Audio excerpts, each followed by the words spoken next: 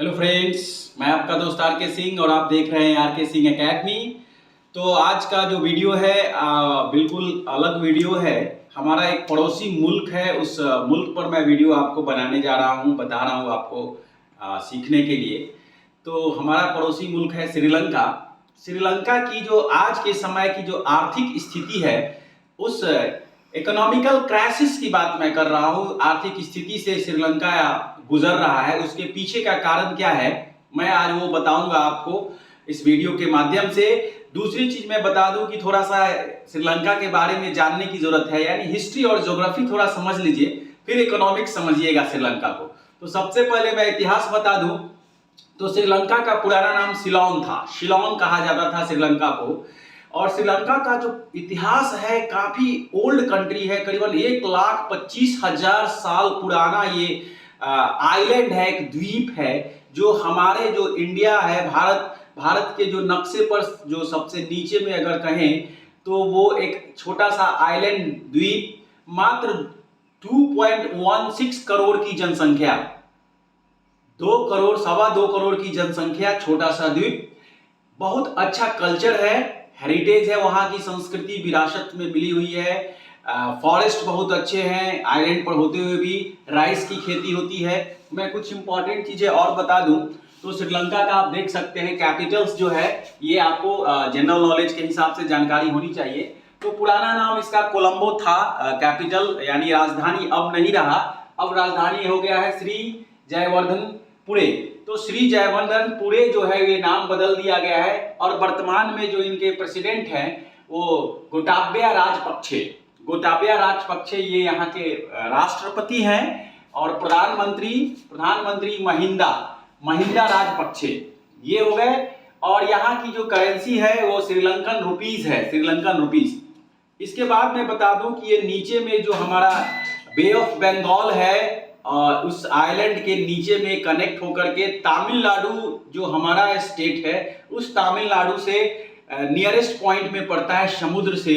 तो आपको अगर रामायण अगर आप देखे हैं तो जानते होंगे कि एक समय में कहीं ना कहीं श्रीलंका जो है उससे पुराना रिश्ता है। हमारे यहाँ से भगवान राम सीता को सर्च करते हुए खोजते खोजते सीता लंका में चली गई थी, रावण ने उनको लेकर चला गया था। वही श्रीलंका है जो वहां पर सीता को हरण करके ले गया था, जिस पर भगवान राम सेतु बांध, रामेश्वरम बांध करके, यानी तमिलनाडु अभी का जो चेन्नई है, जो पुराना मद्रास, उस पर बांध करके सेतु बांध रामेश्वरम आइलैंड पर वहां पर गए थे।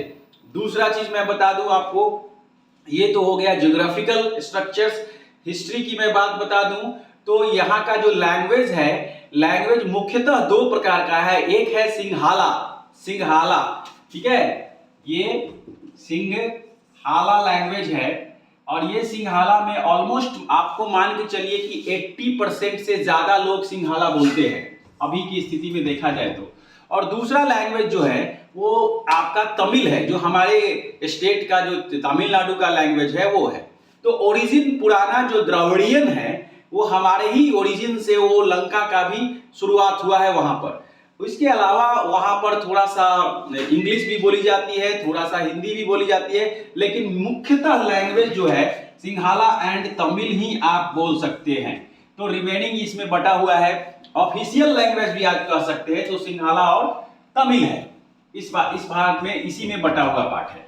तो 2 भाषाई, और इसी भाषाई की लड़ाई में करीबन 20 साल तक कोल्ड वॉर हुआ कि सिंघाला ऑफिशियल लैंग्वेज हो कि तमिल ऑफिशियल लैंग्वेज हो। तो बहुत ऐसे उठापटक में श्रीलंका का इतिहास रहा है। और करीबन अगले 20 साल पुराना आप जाते हैं तो 91-92 के आसपास में ये कोल्ड वॉर समाप्त हुआ था। और मैं आपको बता दूं कोल्ड वॉर किसको बोलते हैं, तो हमारे पुराने वीडियो में आप जाकर देख सकते हैं कोल्ड वॉर किसे कहते हैं, उसको मैंने एक्सप्लेन किया है। तो ये हो गया आपका लैंग्वेज, भाषाई। यहां पर भाषा की लड़ाई में एलटीटी लिबरेशन और तमिल इलम टाइगर्स, एलटीटीई एक ग्रुप थी। ये ग्रुप जो आप हमारे यहाँ अगर नक्सल कहते हैं, जिसको नक्सलाइट जिसको कहते हैं, उसी तरह से ये अपना एक ग्रुप बना लिए थे श्रीलंका में, liberation of Tamil tiger Eelams, liberation of Tamil tiger इलम्स।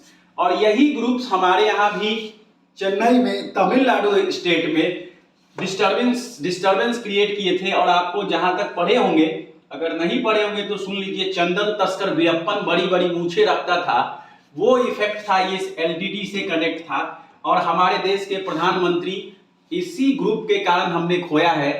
Shri Rajiv Gandhi, स्वर्गीय राजीव गांधी की जो हत्या हुई बम विस्फोट में, ये एलटीटी का कनेक्शन था, जो चेन्नई तमिलनाडु में एक भाषा सभा में गए थे और उनको रिमोट से उड़ा दिया गया था।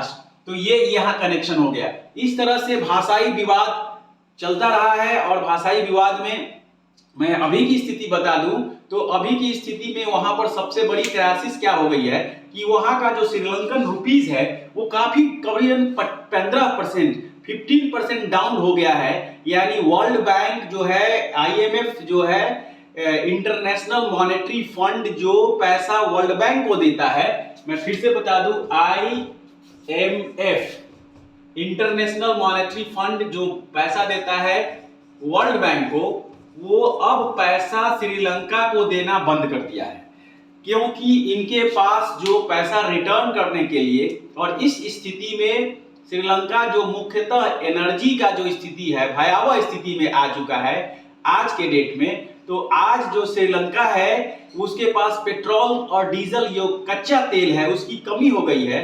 और मैं कल की स्थिति बता रहा हूं कि श्रीलंका में पेट्रोल पंप पर सैनिकों का पहरा हो चुका है। और आपको बता दूं कि एनर्जी के बगैर आप ना ऑफिस चला सकते हैं, ना आप कोई दुकान चला सकते हैं, कंपनी चला सकते हैं, स्कूल। तो बिजली सब जगह इंपॉर्टेंट है, पेट्रोल इंपॉर्टेंट है, डीजल इंपॉर्टेंट है।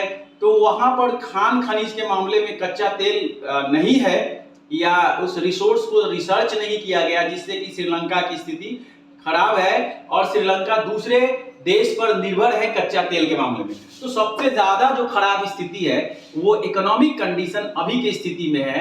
इसलिए मैं आपको बताने जा रहा हूं कि एक छोटा सा मुल्क होते हुए भी ये अपने आप को इकोनॉमिक कंडीशन को नहीं संभाल पाना। वहां की जो सरकार है वो टैक्स कलेक्शन करना सिर्फ, और वहां की जो पॉलिटिकल पार्टीज है वो उस चीज को नहीं समझ पाई कि ये जो स्थिति बनी रहेगी तो आने वाला समय काफी भयावह हो जाएगा। इस अनबैलेंस को सही बैलेंस तरीके से सरकार नहीं चलाना, देश और विदेश से कनेक्ट कैसे करना, कौन सा मित्र देश है, कौन सा शत्रु देश है, इसकी आइडेंटिफिकेशन सही नहीं हो पाना, इस कारण से आज जनता की स्थिति बहुत ही बुरा दौर से गुजर रहा है। और आप समझ सकते हैं कि इस स्थिति में श्रीलंका को निकल पाना बड़ा ही मुश्किल सा लग रहा है। दूसरा चीज मैं बता दूं, धर्म के आधार पर तो जो सिंघाला है वो बौद्धिस्ट धर्म, बौद्ध धर्म स्वीकार किए हुए हैं, और सबसे ज्यादा लोग वहां पर बौद्धिस्ट हैं, नाम के अनुसार भी आप देख सकते हैं। और हिंदूज और क्रिश्चियंस, रिमेनिंग जो बच जाएंगे वो हिंदूज हैं, जो तमिल जो है वो हिंदू हैं, इंडियन हिंदूज आप बोल सकते हैं। यही लड़ाई है उनकी कि ऑफिशियल लैंग्वेज सिर्फ ये हो, लेकिन भाषा के आधार पर देखा जाए तो पॉपुलेशन के आधार पर बहुत कम है, तमिल सिंघाला ज्यादा बोलने वाले हैं, इसलिए दोनों को मिक्स करके रखा गया है। और दूसरी चीज, वहां पर हर बार जो ऑफिशियली, जैसे पाकिस्तान तो आप नहीं कह सकते हैं, लेकिन इस तरह से वहां पर भी पॉलिटिकल जो प्रॉब्लम्स है हमेशा क्रिएट होते रहता है। लोग ईमानदारी से वर्क नहीं करते हैं, जिसका स्थिति ये होता है कि श्रीलंका में इकोनॉमिक क्राइसिस हो गई है और लोगों ने आगजनी किया है, बहुत सारे तोड़फोड़ हुए हैं। इस स्थिति में श्रीलंका आ गई है, एक छोटा सा मुल्क लेकिन बहुत ही भयावह स्थिति में। तो उम्मीद है कि आपको ये श्रीलंका का पूरा history, geography and economics as well as political science मैंने आपको बताया। ये जरूर आपके आने वाले जो भी एग्जामिनेशन हो, 9th हो, 10th हो, 12th हो, कंपटीशंस हो, उसमें मददगार होगा। Thank you and have a nice day.